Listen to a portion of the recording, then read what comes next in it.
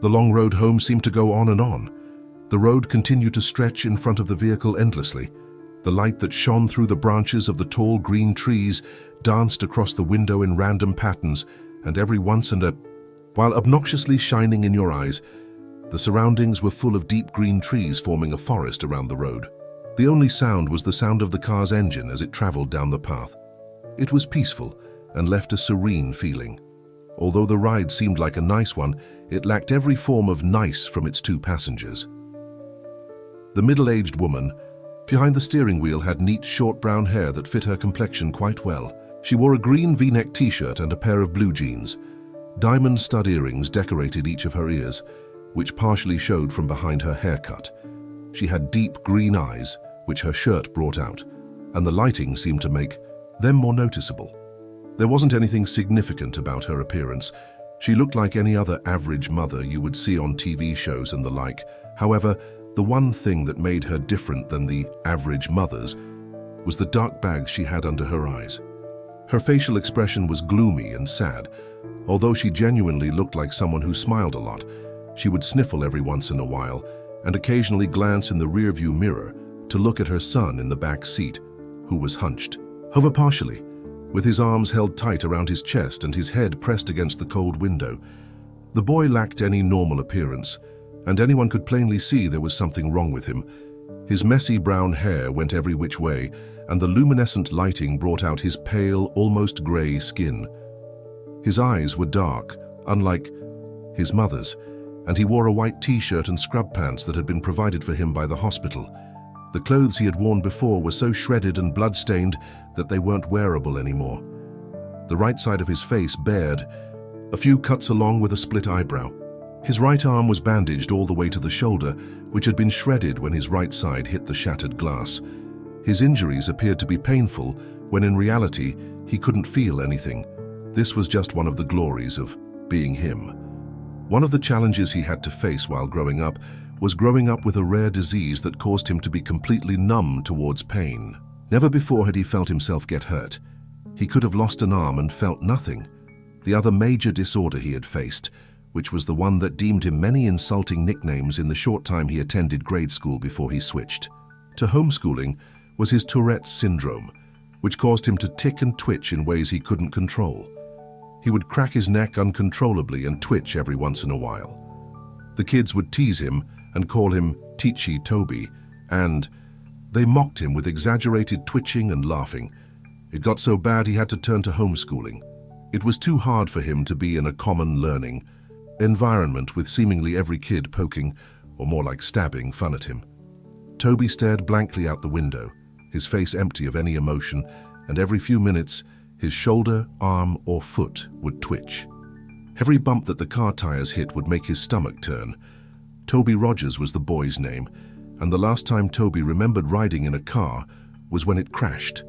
That's all he thought about, unconsciously replaying everything he remembered, before he blacked out, over and over again.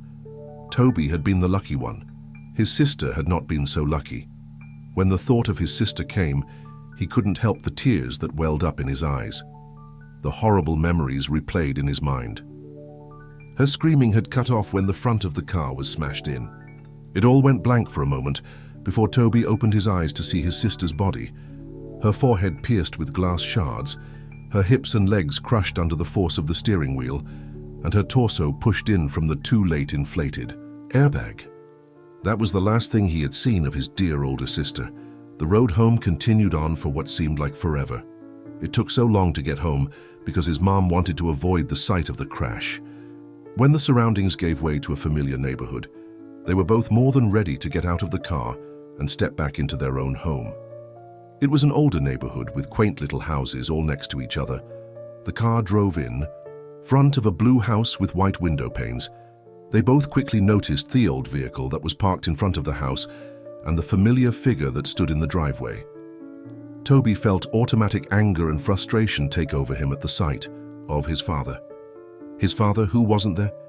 His mother pulled the car up in the driveway beside him before turning off the engine and preparing to step out and face her husband. "Why is he here?" Toby said quietly as he looked back at his mother, who reached to open the car door. "He's your father, Toby. He's here because he wants to see you."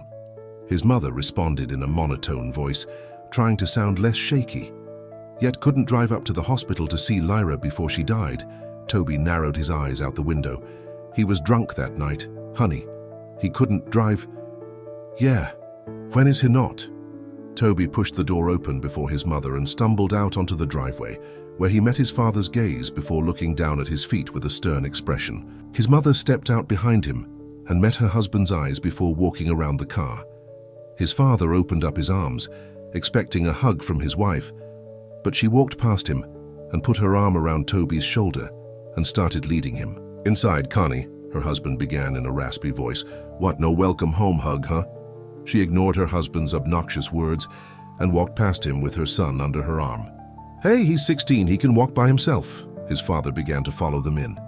"He's 17, Connie glared back at him before opening the door to the house and stepping inside. "Toby, why don't we get you in your room, tourist, okay? I'll come get you when dinner is ready."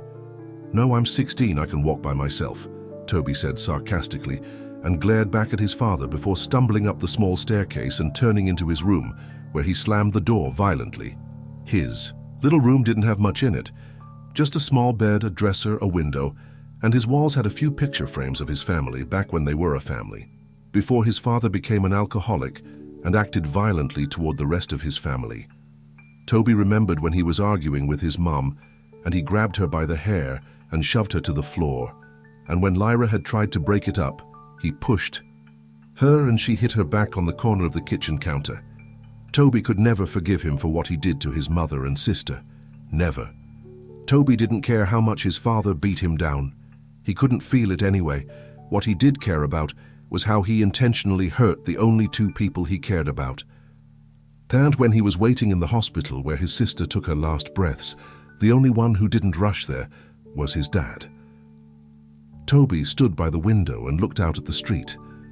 He could have sworn he saw something out of the corner of his eye, but quickly blamed it on the meds he was on.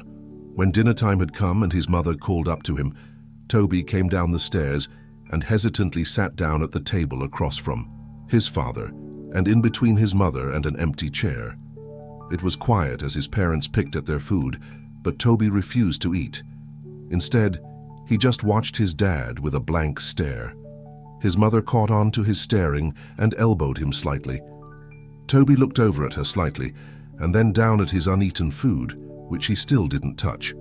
Toby lay in bed. He pulled his covers over his head and stared at the window. He was tired, but there was no way he would fall asleep. He couldn't. There was too much to think about. He had been debating whether or not to follow his mother's directions and forgive his father, or continue holding a grudge with his boiling hatred. He heard his door creak open, and his mother padded into the room and sat on the bed next to him. She reached over and rubbed his back, which had been turned to her. "I know it's hard, Toby. Trust me, I understand, but I promise you it will get better," she said softly. "When is he going to leave?" Toby said with an innocent tone in his shaky voice. Connie let her gaze fall down to her feet. "I don't know, honey. He's staying as far as I know," she replied. Toby didn't respond. He just continued to look forward at the wall, holding his damaged arm near his chest. After a few minutes of silence, his mother sighed before she leaned in to kiss his cheek and stood up to walk out of the room. "Good night," she said as she closed the door. The hours passed slowly, and Toby couldn't quit tossing and turning. Every time he let his imagination take over, he heard the screeching of tires, the screaming of his sister, and he would uncontrollably jerk in bed. He threw off his cover, and lying on his back, he pulled his pillow over his face and cried into it. He could hear his own pitiful weeping. He would have been screaming and crying if he didn't press his pillow over his face. After a few seconds, he threw the pillow off his face and sat up, hunched over, holding his head and breathing roughly, tears streaming from his eyes. He couldn't help but cry. He tried to keep it in, but he couldn't stop the whining and whimpering as he sat there shaking. He inhaled before he stood up and walked around his bed to the window and peered out, taking deep breaths, trying to calm down. He rubbed his eyes and looked out at the group of tall pine trees across the street. He stopped suddenly, and his gaze slowly centered on something standing under the streetlight. He heard ringing in his ears and couldn't look away. The figure stood beside the streetlight, about 2 feet shorter than it did, long arms draped at its sides as it stared up at him with non-existing eyes. The figure had no facial features to speak of. No eyes, no mouth, no nose, yet it held Toby's hypnotized stare, seemingly peering into his very being. The ringing in his ears grew louder and louder each second he stared, before suddenly it all went black. The next morning, Toby woke in his bed. He felt different. He wasn't tired at all, and when he consciously woke up, it felt like he had been lying there awake for hours. He had no thoughts flowing through his mind. He sat up slowly and stumbled over to the wall, but when he stood, he automatically felt dizzy. He stumbled to the doorway and walked down the stairs. His parents were sitting at the table. His father was tuned in to the small TV that sat on the countertop, and his mother was reading the newspaper. She quickly looked over when she felt Toby's presence looming behind her. "Well, good morning, sleepyhead. You've been sleeping forever," she greeted him with a hesitant smile. Toby slowly looked over at the clock and noticed that it was 12:30 p.m. "I made you breakfast, but it got cold. I was going to wake you, but I felt you needed sleep." Her expression fell from happy to worried as her son resisted responding to her. "Are you all right?" Toby stumbled over and sat by his father. He felt as if he was on idle and had no control over his actions. He was seeing everything he did, but I didn't register in his brain properly. He reached out to his father's arm, but his hand ended up getting slapped. His father turned to him abruptly and pushed his chair over with his foot. "Don't touch me, boy," he yelled. His mother stood up. "All right, knock that off. That is the last thing we need." The days went by and things continued on as they were. Connie spent most of her time cleaning the house, and her rude husband spent most of his time ordering her around. It was just like how it used to be before the crash. Toby never really left his room. He would sit by his bed and tremble. His mind would wander, but his thoughts changed too fast to be remembered. He would pace around his small room like a caged animal or stare out the window. The unhealthy cycle continued. Connie continued to be pushed around by her husband, being way too submissive to him, and Toby remained in his room. Before he could think twice, he would begin to chew on his hands, tearing the flesh from his fingers. He would gnaw his hands until they bled. When his mother walked in on him while he was doing so, she reacted horribly. She rushed him downstairs and grabbed the first aid kit, wrapping his hands in bandages. Afterward, she demanded that he wouldn't leave her side again. Toby isolated himself so much that he grew to hate being around others. His memory grew glitchy as well. He'd start missing memory of minutes, hours, days, and so on. He would begin talking nonsense about things completely unrelated to the conversations he would have. He'd go off about seeing things, sharks in the sink as he washed the dishes, hearing crickets in his pillows and seeing ghosts outside his bedroom window. His mother grew so anxious about his mental health that she decided it would be good for him to talk to a professional about what he was feeling. Connie walked Toby into the building, holding his hand and guiding him in. She walked him up to the front desk and began talking to the lady who sat behind it. "Mrs. Rogers?" the lady asked. "Yes, that's me," Connie nodded. "We're here to see Dr. Oliver." "I'm here with Toby Rogers." "Yes, right this way." The lady stood and led them down a long hallway. Toby looked at the framed artwork down the halls and tuned in to the sound of the lady's high heels on the hardwood floor. She opened the door to a room with a table and 2 chairs. "If we can get him to sit in here for a few minutes, I'll get the doctor." She smiled and held the door open. Toby stumbled into the room and sat down at the table. He looked over at his mother and the lady before the door slowly shut behind them. He looked around the room before he held up his tightly bandaged hands and began to bite at the bandages to unwrap his hands. But he was interrupted as the door swung open and a young woman in a black and spotted dress with light blonde hair stepped in, holding a clipboard and a pen. "Toby?" she asked with a smile. Toby looked up at her and nodded. "Nice to meet you, Toby. My name is Dr. Oliver." She put her hand out for him to shake, but hesitantly pulled away when she noticed his bandaged hands. "Oh," she smiled nervously before clearing her throat and sitting in the chair across the table from him. "So I'm going to ask you a few questions. Try to answer them as honestly as possible, okay?" She placed her clipboard down on the table. Toby nodded slowly and held his restrained hands in his lap. "How old are you, Toby?" 17. he responded quietly. She wrote that down, on the paper that was clipped to the clipboard. What is your full name? Toby Aaron Rogers. When is your birthday? April 28th. Who is your immediate family? Toby paused for a minute before answering her question. My mom, my dad, and... He stopped. My sister. I heard about your sister. Dear, I'm really sorry. Her expression faded into acid, pity-filled look. Toby nodded. Do you remember anything from the crash, Toby? Toby looked away from her. His mind went blank for a moment. He looked down at his lap, and in the surrounding area, he heard a faint ringing sound. His eyes widened, and he froze in place. Toby? The counselor asked. Toby, are you listening? Toby felt a shiver go down his spine until he froze once again, and slowly looked out the little window through the door where he saw it. A dark, featureless figure peering in at him. He stared, eyes widened, the ringing growing louder and louder, until suddenly the loud voice of the counselor broke his trance. Toby, she yelled. Toby jumped and fell sideways out of his chair and backed up into the corner. Dr. Oliver stood up, holding her clipboard to her chest. A surprised look in her eyes. Toby met her eyes again, his breath hitching as he twitched. That night, Toby lay in bed. His eyes were dazed as he stared straight up at his ceiling. He could feel himself begin to doze off when he heard the scattering of footsteps down his hallway. He sat up and looked towards the doorway, his door wide open. There was no light. Everything was lit by the luminescent blue glow of the moon through his window, leaving a cold lighting. He stood up and slowly made his way toward the doorway when suddenly the door, which previously was wide open, slammed in his face. He gasped and fell back. He was out of breath when he hit the ground, and he began breathing heavily, his eyes wide open. He waited for a few seconds before getting back on his feet. He reached out and grasped the cold door handle with his bandaged hand, and it creaked open. He looked out into the dark hallway and tiptoed out of his room. The window at the end of the hallway lit up the darkness with blue moonlight as he padded his way down. He could hear footsteps rustling around him, and faint giggling followed by the pitter-patter of small feet, which sounded like a child had run in front of him, giggling and running around. The hallway was a lot longer than he remembered.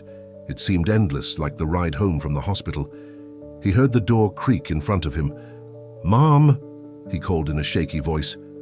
Suddenly a door slammed behind him, and he jumped and turned around. Behind him he heard a long eerie groan that sounded like a croak right in his ear. He turned around as fast as he could and was suddenly face to face with none other than his dead sister. Her eyes were clouded white, her skin pale, the right side of her jaw dangling there by tissue and muscle, glass protruding from her forehead, black blood leaking down her face, her blonde hair pulled up in a ponytail as it always was, and she was wearing her grey t-shirt and athletic shorts, which were dirty and spotted with blood. Her legs were bent in ways they shouldn't be.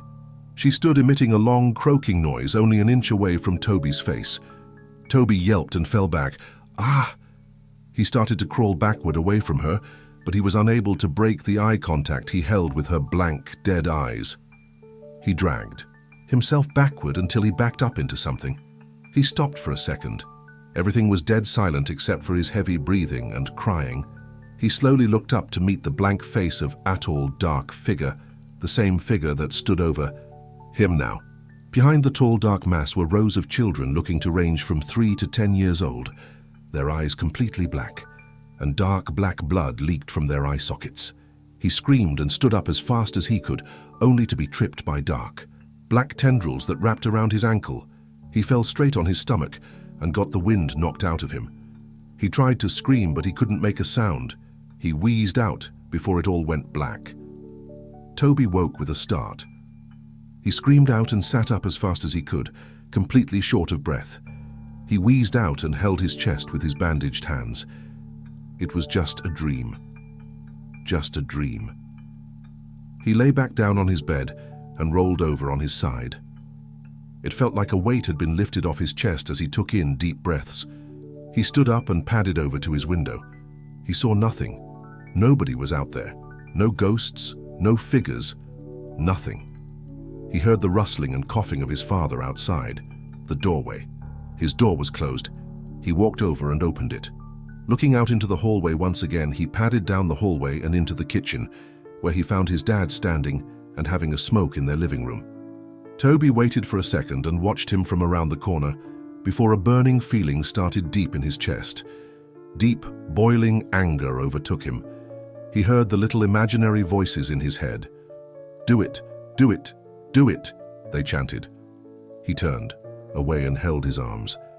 He felt like he actually had control over himself, unlike he did for the past few weeks since he got home from the hospital. He actually had complete thoughts for just moments before the chanting of the little voices in his head clouded them. Kill him. He wasn't there. He wasn't there. Kill him, they continued on. Toby trembled. No, no, he wasn't going to do it. What, was he going crazy? No, he won't kill anyone. Kill. He can't. He hated his father, but there was no way he was going to kill him. That was it. The last thought he had before he fell into an idle state once again. The influence of the voices in his head was too much. He began to silently walk, up behind his father. He reached over the counter to the knife in the case. He gripped it in his hand. He felt the sensation take over his chest. He let out a snicker. Ha ha ha ha ha ha. He began laughing so hard he had to gasp for breath. His father turned around abruptly before he felt a brute force shove him to the floor. He grunted as the air was knocked out of him. What? He looked up at the boy who stood over him, grasping the kitchen knife in his hand. Toby, what are you doing? He went to sit up and put his arms out in front of him in self-defense, but before he knew it, Toby was on top of him. He went to grab his neck, but his father reached out and blocked his hand by grabbing onto his wrist. Stop, get off of me, you little fucker, Hyled, and with his other hand, he threw an off-center punch towards Toby's shoulder, but he didn't stop. The look in Toby's eyes was not sane. It looked as if a demon had taken control of him.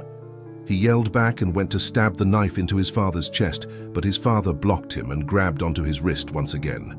He went to shove him back, but Toby kicked his feet out in front of him and landed a hard blow straight to his father's face. His father recoiled and pulled his arms away to cuff his face, but Toby got back up and drove the knife straight into his shoulder. His father let out a loud cry and went to pull the knife out, but before he could, Toby threw his fist straight into his face. He began to pound his fists into his head, laughing and wheezing. He cracked his neck and grabbed the knife and ripped it out of his father's shoulder. He drove it deep into his dad's chest and repeatedly stabbed into his torso, blood spilling out and getting splattered everywhere. He didn't stop until his father's body went still. He threw the knife over to the side and leaned over his body, coughing and panting. He stared at his father's smashed-in face and sat there twitching until a loud scream broke the silence. He looked over to see his mother standing a few feet away, covering her mouth, tears streaming down her face. "Toby," she screamed. "Why did you do that?" she cried. "What? Why?" she screamed. Toby stood up and began to back away from his father's bloody corpse. He began to back out of the kitchen. He looked down at the blood-soaked bandages on his hands and looked up at his mother one last time before he turned and ran out of the house.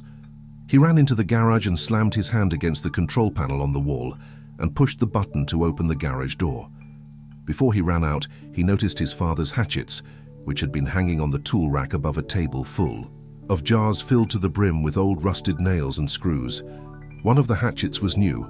It had a bright orange handle and a shiny blade, and the other was old with a wooden handle and an old, dull blade. He grabbed both and looked down at Thetable, and he saw a box of matches, and under the table was a red gasoline tank. He held both of the hatchets in one hand and grabbed to matches and gasoline before running out of the garage, down the driveway, and up the street. As he approached the streetlight that he could see out his own bedroom window, he heard police, sirens in the distance. He turned around and the red and blue flashing lights came rushing down the street.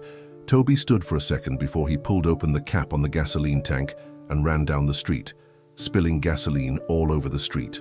After him, he turned and ran into the trees. He poured the last bit of gasoline out before he reached into his pocket and pulled out a match. He struck it against the box and immediately dropped it. In an instant, flames burst around him. The fire caught on the trees and bushes around him, and before he knew it, he was surrounded by fire. The silhouettes of police cars were visible through the flames as he backed away into the forest around him. He looked around, but his vision was blurred. His heart was pounding, and he closed his eyes for a moment. This was it. This was the end. Toby felt a hand on his shoulder. He opened his eyes and looked over to see a large white hand with long bony fingers resting on his shoulder. He followed the arm that was attached to the hand up to a dark, towering figure. It appeared to be wearing a dark black suit, and its face was completely blank. It towered over Toby's small frame as it looked down on him. Tendrils reached out from its back. Before Toby knew it, his vision blurred, and he heard the sound of ringing in his ears. Everything went blank. That was it. That was the end. That was how Toby Rogers died. A few weeks later, Connie sat in her sister's kitchen. His sister, Laurie, sat next to her drinking a cup of coffee. About 3 weeks ago, Connie lost her husband and her son, and a few weeks before, she had lost her daughter to a car crash. Since then, she moved in with her sister. The police were keeping her busy. They had just finished cleaning up the case, and the story had been released 2 weeks ago. The focus of the world seemed to have shifted to completely new stories. Laurie switched the TV on to a news broadcast. On the TV, the news reporter began introducing the new headline. "We have breaking news. Last night there was reported the murder of 4 individuals. There are no suspects yet, but the victims were a group of middle school kids who had been out in the woods late last night. The kids had been bludgeoned and stabbed to death. The investigators have discovered a weapon at the crime scene. It appears to be an old dull-blade hatchet, as you can see here." The picture changed to show snapshots of the weapon exactly as it was left at the crime scene. Investigators have pulled the name of a possible suspect, Toby Rogers, a 17-year-old boy who stabbed his father to death a few weeks ago and tried to cover up his escape by setting a fire in the streets and forest area around the neighborhood. Although they believed the young boy had died in the fire, investigators suspect Rogers might still be alive due to the fact that his body was never found.